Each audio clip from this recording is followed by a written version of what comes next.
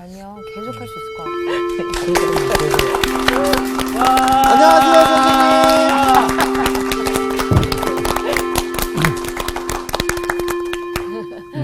네. 한 주간 잘 지냈죠? 네, 잘 지냈습니다. 네. 별일 없어요? 네. 별일은 없습니다. 어제 뭐 하셨어요? 어제요? 네. 갑자기 물어보시니까 뭐 했는지 갑자기 기억이 안 나요.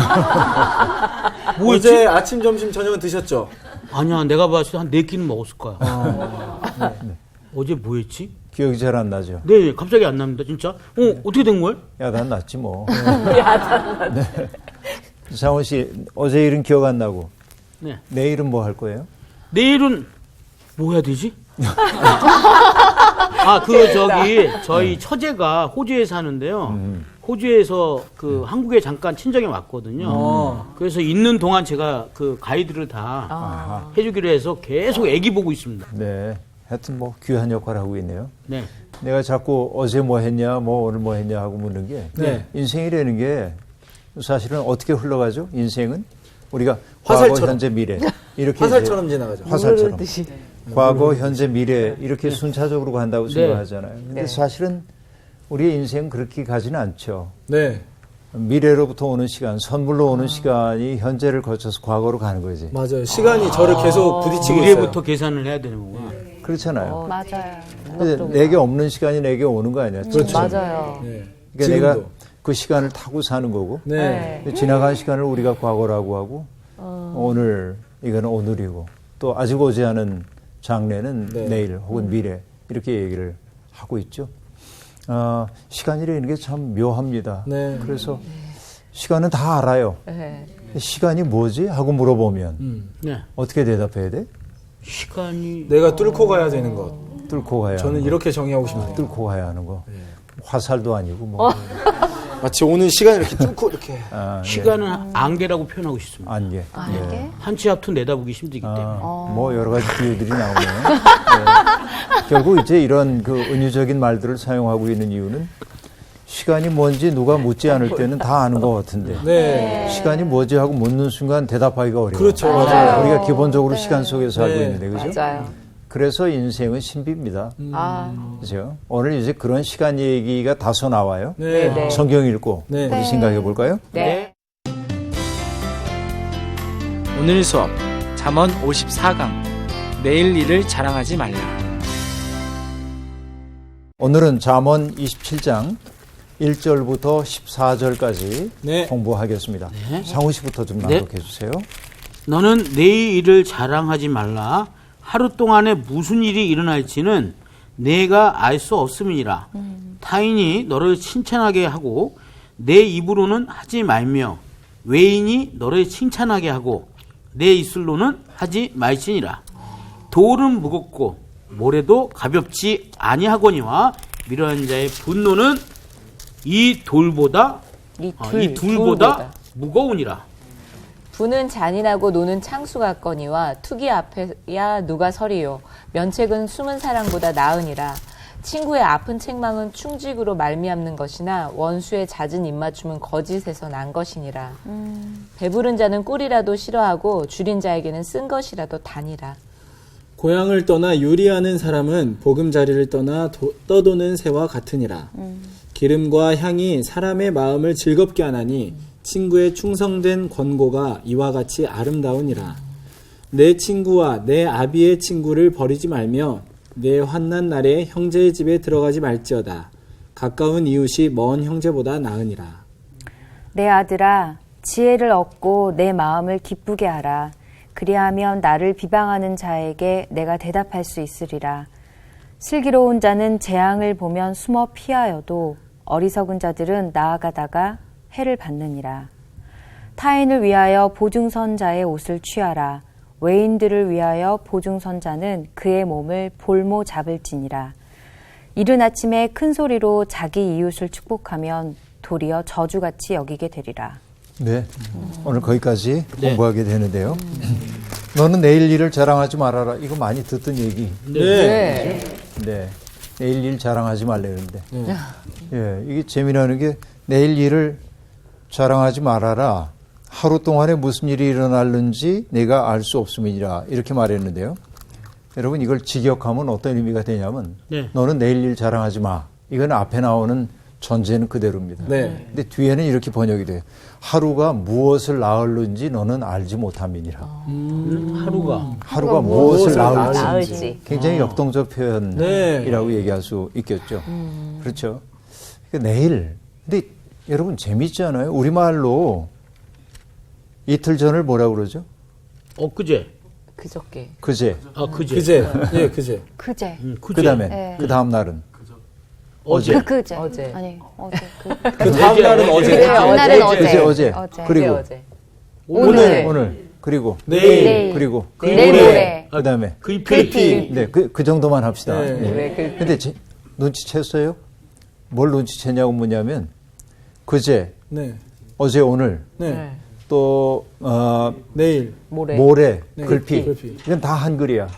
아, 그러네요. 그런데 내일은 한자입니다. 아, 올래. 올래자, 날일자. 어. 있잖아요. 내일은. 내일이 온다. 왜 그러지? 생각을 못했다. 왜 그럴까요? 글쎄, 나도 마땅한 모르겠네. 말을 못 찾은 거 아니에요? 그럴 수도 있겠네요. 내일에 대한. 사실 옛 문헌에 보면은 내일을 뜻하는 우리말이 있었더라고요. 뭐예요? 하제입니다. 하제. 하재. 하제. 나 이제 하재라고 써야지. 하재. 예쁘다. 화제. 그래서 어떤 이들은 이 말을 이제 쓰자. 네. 와. 예, 사라졌었던 이 말인데 이 말을 좀 쓰는 게 좋겠다 하고 얘기하기도 해요. 네. 그렇죠? 하재. 인간은 어쨌든 그 시간을 경험하며 살게 돼 있는데 그래서 오늘 내가 하루를 보내는 시간을 보내는 그 모습이 우리의 일평생을 담도록 되어 있습니다. 그렇죠? 네. 내가 오늘 충실하게 내게 주어져 있는 그 시간을 살아내면 네. 나의 인생도 충실해질 거예요. 오늘 하루를 아주 헤프게 의미 없이 사용해버리고 말면 그러면 우리 인생도 그렇게 흘러갈 가능성이 아주 많이 있습니다. 물리학에서는 난 잘 모르는 부분이긴 하지만 프랙탈 이론이라는 게 있어요. 그 프랙탈 이론이라는 게 뭐냐면 네. 부분은 전체를 담고 전체는 부분을 담는다 그런 거예요. 그런 건 어디서 들은 것 같아요. 인간의 인체도 그렇고 눈 결정 구조 같은 것들도 보면은 네. 네. 그렇죠. 전부 그렇고 네. 이 뭐 해안선 같은 것도 보면은 전체적인 모양과 부분의 모양들이 일치되는 부분들이 많이 있고 그렇죠. 네. 파도 모습도 그러고 그러니까 어떤 전체를 이해하기 위해서는 부분을 잘 봐야 하고 부분을 잘 보면 전체가 보이고 네. 근데 이걸 신학적으로 얘기하자고 한다면 나라고 하는 개인은 굉장히 작은데 네. 나를 깊이 보다 보면 누가 보이냐면 하나님이 보일 수 있어요. 네. 어거스틴은 그런 얘기를 했습니다. 하나님을 찾아 바깥으로 나가지 말라는 거예요. 내 속으로 들어가라. 나를 잘 보는 게 하나님을 이해하는 일이죠. 네. 이것도 일종의 신학적 프랙탈 이론이라고 네. 얘기할 수 있을까요? 그런 생각입니다. 그래서 오늘을 사는 그 사람의 모습을 보면 그의 일생이 보일 수 있어요. 오늘 참되고 진실되고 따뜻하고 또 생명을 사랑하고 그렇게 사는 사람은 그렇게 인생이 흘러갈 겁니다. 네. 오늘 거짓되고 냉랭하고 그렇죠. 대충 살고 그 사람은 또 그렇게 살 겁니다. 네. 흥미로운 것이 뭐 우리는 이제 고등학교 졸업한 지 40년이 지난 그런 시대가 되었습니다만 네. 40몇 년 전에 그 친구들의 모습이 오늘까지 반영이 됩니다. 그래서 삶을 대하는 태도가 예. 재밌는 거예요. 이게. 그러니까 홍안의 시대에 만났던 사람들의 모습은 달라지지만 삶의 태도는 비슷해. 네. 이게 무서워요. 그래서 젊은 시절에 잘 살 이유가 있다. 삶의 습성을 잘 잡는 게 필요하다. 그 생각이 이제 드는데요. 네. 여러분, 내일 일 자랑하지 말아라. 왜 자랑하지 말라고 하냐면 내일은 내게 속한 것이 아닙니다. 네. 우리는 예측으로는 내일이 우리에게 올 거야. 그렇죠. 이게 삶의 추세니까. 그러나 내일은 내게 속한 것 아니에요. 내일을 갖고 있는 분은 하나님이죠. 네. 내 삶에 있어서. 그분이 허락하실 때만 내가 내일을 살 수 있는 거죠. 네. 그래서 아침에 눈을 뜰 때마다 그것이 창조의 새로운 새벽입니다. 내가 잠에서 깨어나는 순간 나는 선물로 받은 거야, 그 시간을. 그래서 시간은 언제나 선물이죠. 잘 살아야 할 이유가 있죠. 네. 그런데 사람들은 시간을 마냥 주어진 것으로 생각을 합니다. 맞습니다. 예. 내가 임의로 어떻게 할 수 있는 것처럼 생각을 해요. 그래서 자기 인생에 대한 계획을 세웁니다. 내가 몇 년 후에는 뭐 하고 몇 년 후에는 뭐 하고. 아, 맞습니다. 예. 네. 나쁘지 않아요. 네. 그 계획을 세워야 합니다. 네. 우리들이. 네. 왜냐하면 아무 계획 없이 사는 거는 너무 무책임해요. 그러니까 내일을 충실하게 살고 1년 후 5년 후를 내다보며 내 삶을 정해가는 것은 중요하나 네. 그러나 그 모든 태도 속엔 뭐냐면 주께서 허락하시면 이 마음이 늘 있어야 돼. 네. 이것이 여러분 야고보서에도 등장하는 얘기입니다. 그렇죠? 이렇게 말합니다. 들으라. 너희 중에 말하기를 오늘이나 내일이나 우리가 어떤 도시에 가서 거기서 1년을 머물며 장사하여 이익을 보리라 하는 자들아. 내일 일을 너희가 알지 못하는도다. 너희 생명이 무엇이냐? 너희는 잠깐 보이다가 없어지는 안개니라. 그렇게 말합니다. 그렇죠? 그러니까 시간이 내게 속해 있는 것처럼 생각하지 마. 그러면 내게 주어져 있는 시간은 뭘까요? 하나님의 마음을 배우라고 하는 과제야. 어떻게 보면. 잘 살아야 할 이유가 있는 거죠. 여러분 누가복음에 보면 누가복음 12장에 보면 어리석은 부자 비유가 나오죠. 네. 농사가 잘 됐어요. 네. 그래서 행복해요. 와. 그래서 그가 뭐 합니까? 일꾼들을 사가지고 거두어 드려요. 그리고 창고를 새로 짓고 가득가득 마음이 흐뭇합니다. 네. 내 영혼아 먹고 마시고 즐기자. 그러죠. 그런데 뭐라고 얘기하죠? 어리석어요. 그 사람은. 왜? 하나님께서 뭐라고 얘기하면 그의 영혼을 오늘 데려가시면 네. 여기 쌓아둔 게 누구 것이 되겠느냐 그러잖아요. 그래서 우리가 자랑할 게 없어요. 내가 소유하고 있는 것이 내 삶을 보장해 줄 거라고 보면 안 돼. 그것들이 다소 도움이 되는 건 사실이지만 그러나 하나님과 연결이 끊어진 것처럼 살면 끊어진 채 살면 그 삶은 허망하다 말이죠. 그래서 여러분 이와에 대해서 가르치셨던 김호호 목사님이 계신데요. 그분은 하루를 영원처럼 살자 예. 하고 말하는데 이렇게 말씀하십니다. 무슨 일이나 오늘 내가 해야만 할 일이라면 그 일이 참 큰 일이요. 참 귀한 일이라고 생각하며 살아야 한다. 그렇죠. 내가 해야 하는 일, 그것이 남들이 보기에는 사소한 일일 수도 있어요. 상훈 씨가 얘기한 대로 아이들 돌보는 일. 이게 남들이 보기엔 사소해 보일는지 몰라. 그런데 그 목사님 얘기는 뭐냐면 그것을 큰 일이고 귀중한 일로 여기고 살려는 겁니다. 그렇습니다. 이게 인생을 잘 사는 일이에요. 네. 그렇죠. 그래서 오늘이 충실해지면 여러분 오늘이라고 하는 점을 충실하게 찍으면 그 점들이 이어내는 우리의 삶도 충실해지는 거죠. 예, 이게 참 중요한 것 같아요. 그래서 항상 내일 일 자랑하지 말고 지금 포부만 키우느라고 오늘을 소홀히 보내지 말고 네. 오늘을 영혼처럼 살아내라. 그 얘기네요. 다음 2절입니다. 타인이 너를 칭찬하게 하고 내 입으로는 하지 말며 외인이 너를 칭찬하게 하고 내 입술로는 하지 말지니라. 여러분 이건 자화자찬의 위험을 얘기하고 있습니다. 생각보다 전부야. 조심할게요. 예. 조용히 하고 있었는데. 요즘은 그 자기를 피하라는 시대이죠. 스펙도 쌓아야 되고 내가 이만한 능력이 있습니다. 그럴 수밖에 없는 세상이긴 하죠. 네. 그런데 이게 참 어떻게 보면 허망한 거예요. 그렇죠? 그러니까 이 구절이 우리에게 의미하는 바는 타인이 나를 칭찬하도록 나 어때? 나 어때? 자꾸 이렇게 얘기하는 게 아니에요. 아, 그렇게 하면 안 되는구나. 그런 경우 있잖아요. 나 어때? 그러면 우린 그러죠. 아, 이 사람이 뭘 원하는 거야? 그죠? 그래서 고민에 빠지는 거예요. 네. 아, 칭찬을 구하고 있구나. 아, 이 영혼이 지금 이 영혼이 실이구나. 정확하게 얘기를 해줘야 되는 상황. 좋아 보이네. 뭐 좋은 일이 있어. 이렇게. 뭐 그것도 대접하는 거니까 중요하긴 하죠. 근데 그런 이야기가 아니고 그들의 입에서 저절로 칭찬이 나오도록 살아야 한다는 거죠. 네. 그냥 그 사는 모습을 보고 예. 참 저분 좋아 이런 말이 나와야 되지. 눈을 반짝반짝하면서 나 어때 이렇게 칭찬을 구하는 거는 너무 곤란하다. 뭘 달라진 거 없어? 네.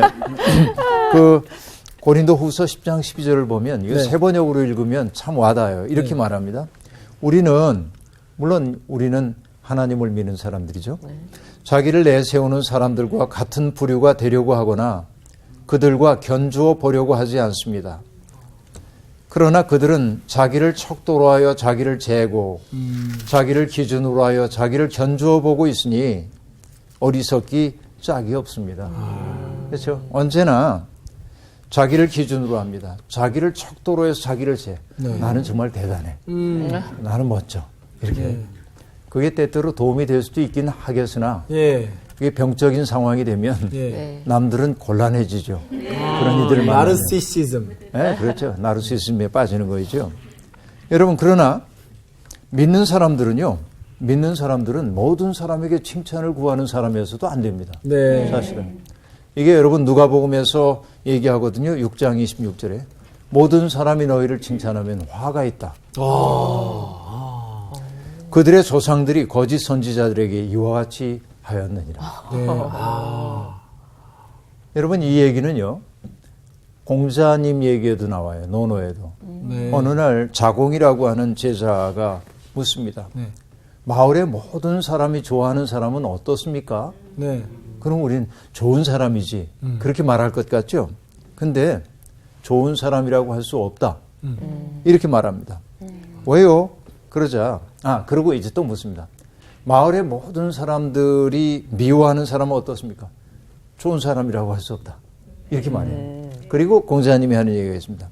선한 사람이 좋아하고 불선한 사람이 미워하는 사람만 못하다. 그렇게 말합니다. 네? 선하지 않은 사람이 선하게 사는 사람, 의롭게 사는 사람을 미워하거든. 요한복음에도 나오잖아요. 빛이 세상에 왔으나 세상의 어둠인 거로 빛을 영접하지 않은 거지. 빛인 사람은 어둠이 미워합니다. 네. 그런 얘기죠. 그러니까 모두에게 좋은 소리를 듣는다고 하는 것은 뭐냐면 나쁜 사람에게 좋은 소리 듣는다고 하는 건 그다지 좋은 일이 아닐 가능성이 있어요. 네, 그렇죠. 적절히 타협하기 때문에 네. 그런지도 그러네요. 모릅니다. 맞아요. 그런 거죠. 구합하거나 실속이 없는 이들이 너무 많아요. 그러니까 중요한 게 뭐냐면 내 삶이 누군가에게 칭찬을 구하는 삶이 되지 말고 자기를 스스로 내보내면서 떠벌리는 삶도 살지 말고 그냥 살았더니 사람들이 참 좋아 이런 말을 한다면 다행이죠. 야, 그 진짜 부럽다. 네, 그 진짜 그런 소리 듣고 싶네요. 그렇죠. 네. 안소니 드멜로라고 하는 분이 들려준 얘기 가운데 이건 이야기입니다. 꾸며낸 얘기겠죠. 어느 날 하나님이 가브리엘 천사를 보내요. 네. 그래서 그 사람이 사는 모습이 참 아름답기 때문에 하나님이 그에게 선물을 주고 싶어해요. 네. 그래서 천사가 얘기합니다. 하나님이 나를 보내셨어. 너에게 선물을 전달하래. 무슨 선물을 받고 싶어? 그러자 이 사람이 대답합니다. 아니요, 저는 충분합니다.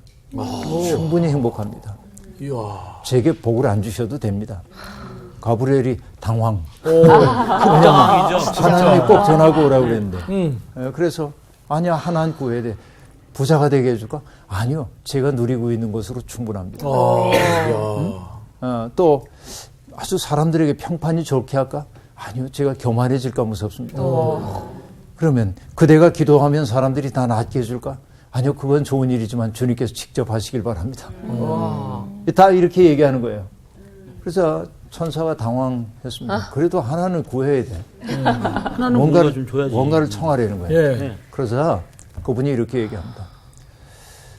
저를 통해 좋은 일이 일어나기를 바라되 제가 알아차리지 못하게 해주십시오. 이야. 대박. 진짜 와, 복 받을 만한 그거를 사람이다. 어떻게 알아차리지 못하지? 그러니까 마치 여러분 이런 거 비슷한데요.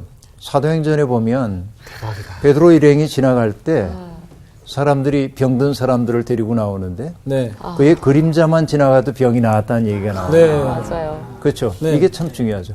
그의 있음 그 자체가 사람들에게 기쁨이 되는 사람들이 있죠. 그가 우리와 함께 있다는 사실 자체가 우리를 맑아지게 만들고 네. 정말 그렇게 살 수 있다면 얼마나 좋을 거예요. 예, 맞습니다. 예. 그런 사람들이 그러겠어요? 나 어때? 달라진 거 없어? 그리고 내가 말이야 뭐 떠벌릴 리도 없죠. 그러긴 하네요. 좀 자제하겠습니다. 네. 이게 참 귀한 일인 것 같아요. 그렇게. 정말 그 숲속에 살고 있는 난초는 누구에게 알아달라고 피는 건 아니죠. 그렇죠.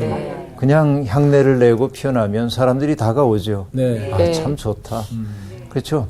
숲속에 있는 옹달샘도 자기를 피하라지 않죠. 그러나 목마른 사람들이 와서 마시고 가는 거지. 우리가 그런 존재가 되면 좀 어떨까? 뭐 그 생각이 좀 들어요. 그러겠습니다. 자, 다음 볼까요? 네. 3절, 4절입니다. 돌은 무겁고 모래도 가볍지 아니하거니와 미련한 자의 분노는 이 둘보다 무거우니라. 보는 잔인하고 노는 창수 같거니와 투기 앞에야 누가 서리요. 그렇게 말합니다. 여러분, 무거운 것을 나르는 건 정말 어렵죠? 돌도 모래도 그거 나르는 거 어려워요. 그러나 미련한 자의 분노 앞에 서는 것보다는 어렵지 않아. 그게 그 얘기이죠. 미련한 자의 분노로 말미암아 빚어지는 고통이 더 크다는 겁니다. 그러니까 여러분, 전체적인 상황을 이해하지 못하고 턱없이 화를 내고 하는 사람들이 보면 우리 인생 어깨에다가 무거운 짐을 올려놓는 것 같은 그런 이들이 있죠. 맞습니다. 혹시 내가 그런 건 아닌가 그 생각들을 좀 해볼 필요가 있어요. 그 다음에 재미나는 게 이런 겁니다. 부는 잔인하고 노는 창수 같거니와 그렇게 말합니다. 진노하는 거죠. 그리고 분노하는 거. 이건 파괴적이에요. 네. 그래서 그 분노나 진노라고 하는 건 잔인하고 창수라는 게 뭐야? 엄청나게 많은 물이죠. 창이라고 이런 물이에요. 이런 물이에요. 그건 압도적이죠. 그러나 차라리 그 분노 앞에 서는 게 낫지. 뭐라고 얘기하면 투기 앞에 서는 것. 이건 감당하기 어렵다. 네. 투기는 뭐죠? 질투하는 거죠. 강sem하는 거. 강sem하고 우리를 꺼리는 이런 것들이 투기인데 네. 여러분 왜 그러냐면 투기하는 마음과 만났을 때 우리의 내면에 상처를 입어요. 투기하는 마음은 여러분 뭔지 아세요? 투기하는 마음?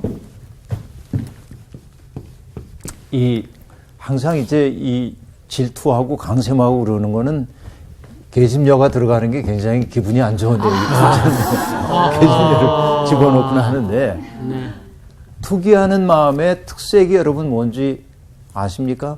그것은 뭐냐면 다른 사람의 아름다움을 아름다움으로 인정하고 싶어 하지 않은 인색한 마음입니다. 그게 투기하는 마음이에요. 네. 그러니까 예를 들면 미연 씨가 좋은 어떤 일이 있을 때 네. 우리는 사회적 체면 때문에 참 좋아 보여요. 그러는데 돌아서서 배 아파. 쟤한테 왜 그런 행운이 있는 거야? 뭐가 잘나서 이거는 좀 사람들이 그런 마음이 있을 수 있다고. 그렇죠. 그런데 그거는 미연 씨에게 알려지도록 돼 있어요. 내가 투기한다는 사실. 그렇죠. 그 투기하는 마음이라고 하는 것이 우리의 내적 존재를 파괴하는 거죠. 네. 그리고 투기하는 마음이 내 속에 일어날 때 내 속에 있는 부정적인 그런 어둠들이 발화되기 시작해요. 부정적으로. 그래서 여러분 정말 살다 보면 어떤 사람들을 보면 내가 기뻐지냐면 네. 그냥 전혀 그 시샘하는 마음 없이 누군가를 경축할 줄 아는 사람, 좋아하는 사람, 해맑아요. 이런 사람 만나고 나면. 그러게요. 그죠? 예. 정규 씨 표정 봤죠? 저런 거. 어머, 해 같아. 속이 아주 시끄럽고 축하드려요. 앨범 나무 축하드려요. 너도 네. 그 다음 볼게요. 네. 5절, 6절. 면책은 숨은 사랑보다 나으니라. 친구의 아픈 책망은 충직으로 말미암는 것이나 원수의 잦은 입맞춤은 거짓에서 난 것이니라. 이렇게 말합니다. 면책은 뭐냐면 얼굴 앞에서 책망하는 거야. 네. 그렇죠? 그 사람 있는 곳에서 책망하는 겁니다. 그것이 숨은 사랑보다 낫다. 네. 그렇게 말하고 있습니다. 이게 뭐냐면 진정한 사랑이라고 하는 건 전에도 얘기했지만 여러분 기억이 나는지 모르겠는데요. 이게 사랑이라고 하는 빵덩어리야. 네. 내가 누군가를 사랑해. 네. 자, 내가 내 자식도 사랑하고요. 또 주위에 있는 사람들 사랑하죠. 그러나 사랑하기 때문에 우리가 해야 하는 것은 사랑은 허다한 죄를 덮어준다. 네. 덮어야 돼. 이게 덮을 수 있어야 돼요. 그러나 잘못하고 있는 것을 덮어주기만 하면 어떻게 되죠? 그가 영 잘못된 길로 갈까? 그렇죠.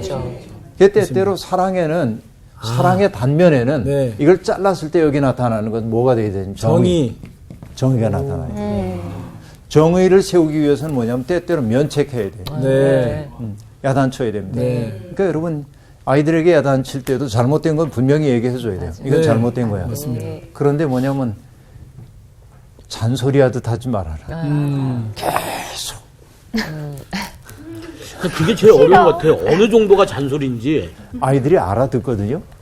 그러니까 짧게 하고 끝내. 그 다음엔 사랑으로 보살펴줘야 돼요. 짧게. 네, 짧게. 짧게. 애들 다 알아듣거든요. 짧게 말고 짧게. 진짜 짧게. 네. 이게 이제 중요해요. 그러니까 옳고 그름에 대한 분별을 못하는 사람은 책망을 해줘야 합니다. 그래야 옳은 게 뭔지를 알게 되는 거죠. 그렇게 말하고 있습니다. 세상에서 제일 쓸쓸한 일 가운데 하나가 뭔지 아세요? 나는 그 절실히 느껴요. 그게 뭐냐면 나를 꾸짖어 줄 사람이 없다. 이게 어떻게 보면 예. 사회적으로도 이제 어느 정도 지위가 생기고 예. 이건 별거 아니지만 예. 또 나이도 제법 들고 예. 그러니까 나를 꾸짖어 줄 부모님도 안 계시지 네. 스승도 안 계시지 그러니까 누군가가 내가 잘못하는 모습을 보면 바깥에서 저건 아니지 그러나 직접 얘기하기는 참 어렵잖아요. 네. 이것처럼 쓸쓸한 일이 없다. 네. 누군가가 나를 진정해서 고쳐줄 사람이 없다는 네. 거 그런 겁니다. 그래서 필요한 것들이 뭐냐 나의 무감각이나 나태함을 깨트려 줄 수 있는 누군가가 필요한데 네. 우리 인생에서 정말 필요한 게 친구들입니다. 네. 이 친구들이 얘기해 줄 수 있어야죠. 우정의 잔관계는 그런 거이죠. 그래서 친구의 아픈 책망은 충직으로 말미암는 것이다. 그러니까 좋은 친구란 때때로 책망해 줄 수 있는 친구입니다. 그렇죠. 그러나 원수의 잦은 입맞춤 그건 거짓이죠. 원수의 잦은 입맞춤 네. 그건 입을 맞춰 배신하는 거니까 입맞추는 이유가 날 정말 사랑하기 때문이 아니라 오히려 뭔가 나를 해코지 하기 위해서 네. 그런 입에 발린 소리를 하고 그러는 거니까 네. 그죠? 그래요 여러분 사랑하기 때문에 책망할 수 있는 예. 사람이 되어야 하고 맞습니다.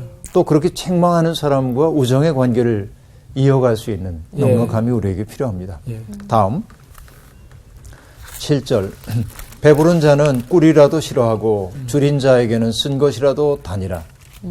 전에도 얘기했는데요. 꿀이라고 하는 것은 사람들이 추구하는 아름다운 가치를 다 상징하는 것이죠. 네.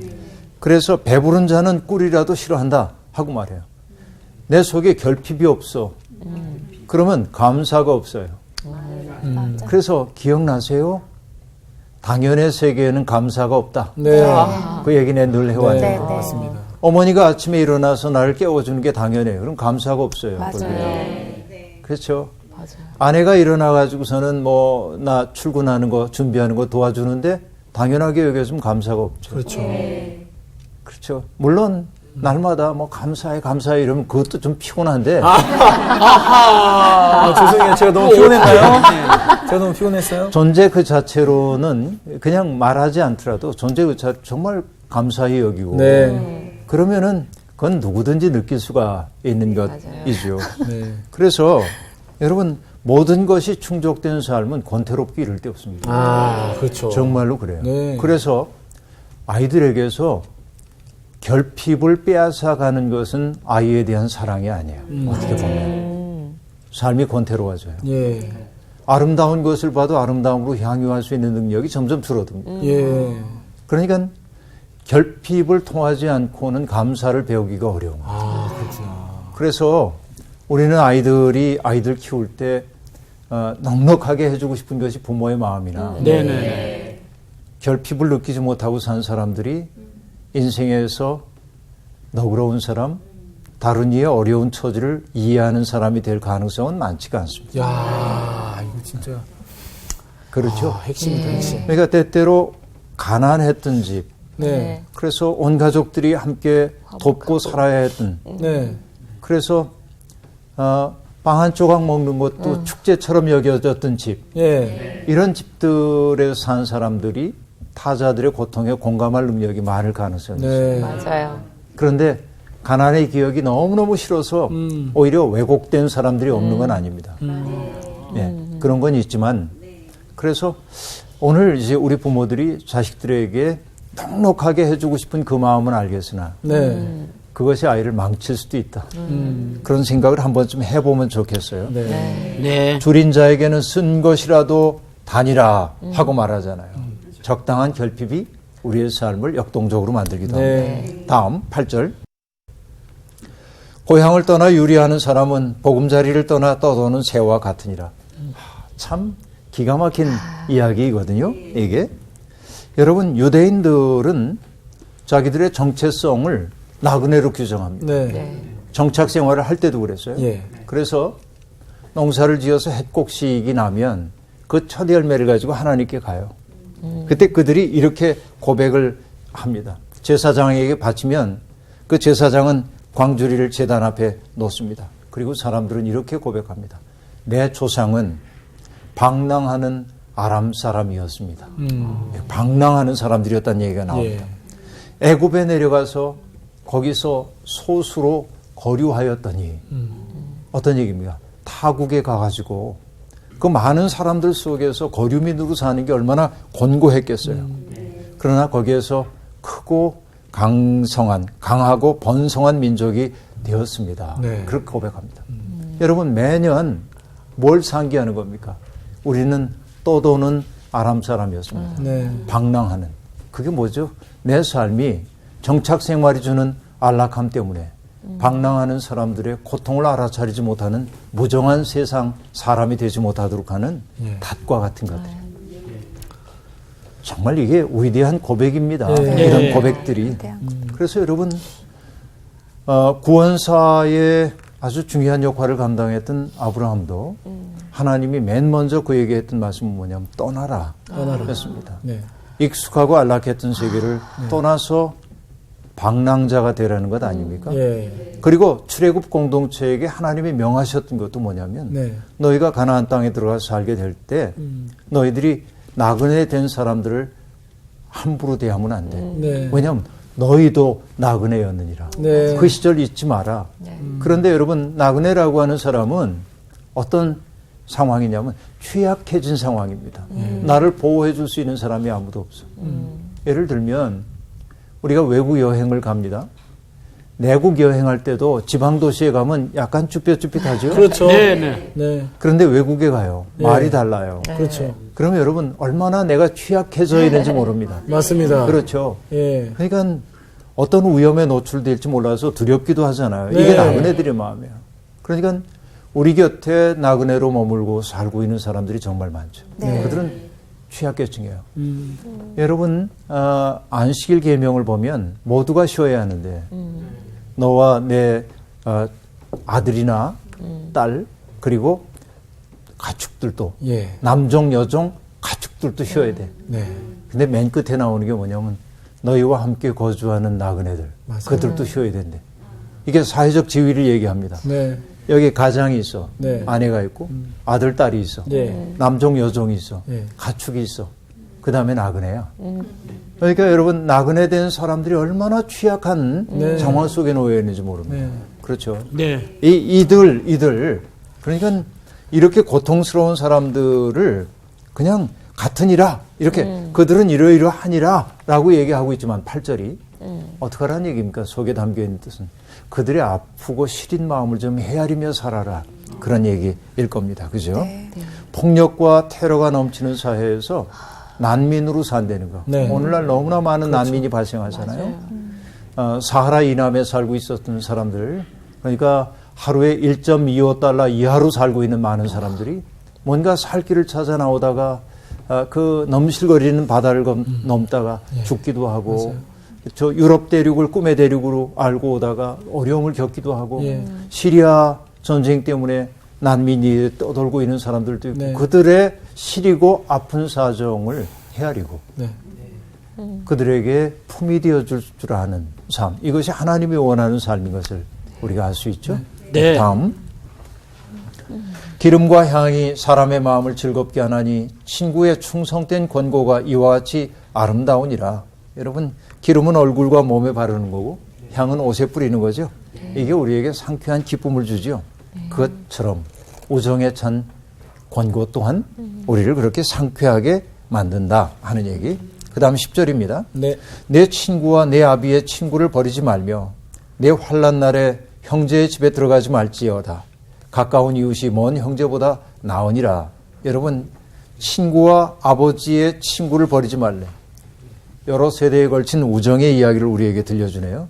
그러니까 아름다운 관계를 만들기 위해서 함께 노력을 해야 한다는 얘기가 여기 이 속에 담겨 있습니다. 그런데 그 뒤에 나오는 얘기는 뭐냐면 피는 물보다 진하다. 우리는 흔히 그렇게 얘기하죠. 네. 네. 그런데 사실은 피부치들보다도 더 가까운 게 늘 만나면서 절망과 희망을 공유해온 사람들이 더 가깝게 느껴질 때가 많이 있어요. 그렇죠. 예. 그렇죠. 그래서 환난의 어려움이 찾아올 때 네. 형제의 집에 가지 말고 함께하고 있는 가까운 이웃에게 도움 구하는 게 낫겠다. 이건 생활의 지혜를 이렇게 들려주고 있네요. 그 다음 11절입니다. 내 아들아 지혜를 얻고 내 마음을 기쁘게 하라.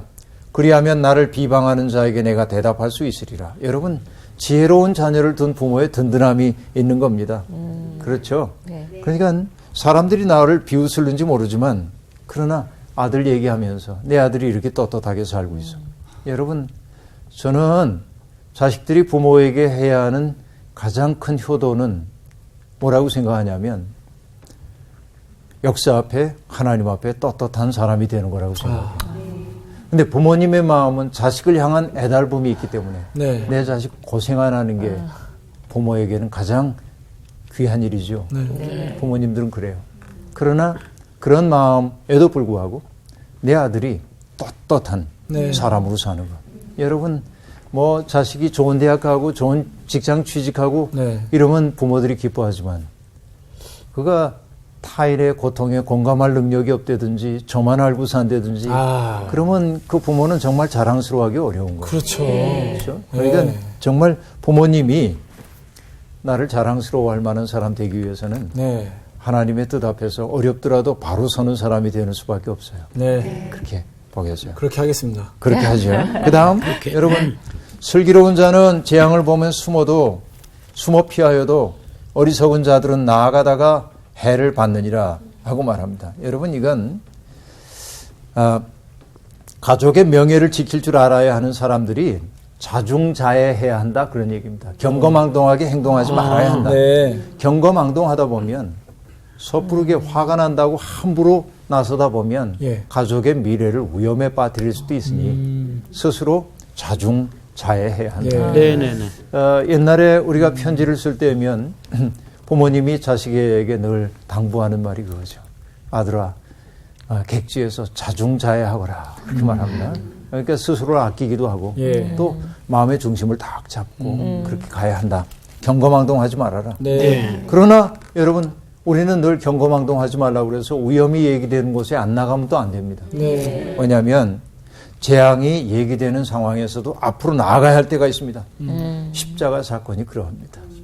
그게 죽음의 길인 줄 알면서도 주님은 그 길 가십니다. 네. 역사의 변곡점 앞에 섰을 때 사람들은 두려워 떨며 회피하지만 그것을 뚫고 나가서 역사를 바꿔내는 사람들도 있습니다. 예. 그러니까 언제나 별거 아닐 때 훅 떨치고 나가서 자기를 망가뜨리는 사람 되지 말아야 하지만 역사가 우리를 부를 때는 응답할 줄도 아는 사람이 되어야죠. 네. 네, 다음 얘기요. 타인을 위하여 보증선자의 옷을 취하라. 외인들을 위하여 보증선자는 그의 몸을 볼모 잡을 지니라. 여러분 새 번역은 이걸 이렇게 번역합니다. 내용이 좀 달라질 수도 있는데요. 네. 남의 보증을 선 사람은 자기의 옷을 잡혀야 하고 모르는 사람의 보증을 선 사람은 자기의 몸을 잡혀야 한다. 다시 말하면 누군가의 보증 쓰는 건 위험한 일인 거야. 네. 그 얘기 거듭 반복되는 얘기이기 네. 때문에 더 이상 얘기하지 않겠습니다. 다음에요. 14절. 이른 아침에 큰 소리로 자기 이웃을 축복하면 도리어 저주같이 여기게 되리라. 네. 이게 뭔 얘기인지. 이게 재미있는 말이죠. 네. 좋은 말도 시의 적절해야지. 그렇죠. 이른 아침에. 맞습니다. 네, 시의 적절해야지. 네. 여러분 아침에 사람들 다 잠들어 있는데 누군가를 축복하는 말을 하면 그 저처럼 들릴 수도 있어요. 다 자고 있는데. 그러니까 모든 말은 적절해야 합니다. 네. 그렇죠. 그래서 욥기 우리가 공부할 때 네. 아주 오래전에 욥기 공부할 때 우리가 네. 얘기했죠. 욥의 세 친구의 말이 다 그런 건 아니었어요. 네. 거기에는 정말 우리가 밑줄 긋고 명심해야 하는 말들도 많았죠. 네. 그러나 그 말들이 욥의 죄를 확증하기 위해 동원된 말이었기 때문에 그 말은 오류 가능성이 많았죠. 네. 그래요. 액면가가 똑같은 말이라고 해도 적용되는 상황에 따라 전혀 다른 뉘앙스를 가질 수 있습니다. 네, 맞습니다. 축복하는 말처럼 들리는데 네. 시의 적절하지 않으니까 저주하는 말로 들릴 수 네. 있다. 그런 얘기였습니다. 자, 오늘 27장 얘기를 했는데요. 내일 일 자랑하지 말아라. 여러분, 우리에게 주어져 있는 순간순간의 삶이 하나님이 우리에게 주신 선물임을 늘 생각하시고 네. 그 선물을 선물답게 네. 그렇죠? 선물답게 네. 그 선물답게 산다고 하는 건 뭘까요? 의미로 충만하게 채우는 그 의미라고 하는 건 어디에서 발생하냐면 스스로에게만 있지 않고 타자와의 관계 속에서 빚어지는 거예요. 네. 누군가가 나를 요구할 때 내가 그에게 응답하고 그에게 나를 선물로 줄 수 있을 때 우리의 삶은 알차진다. 네. 오늘 여기까지 얘기할게요. 고맙습니다.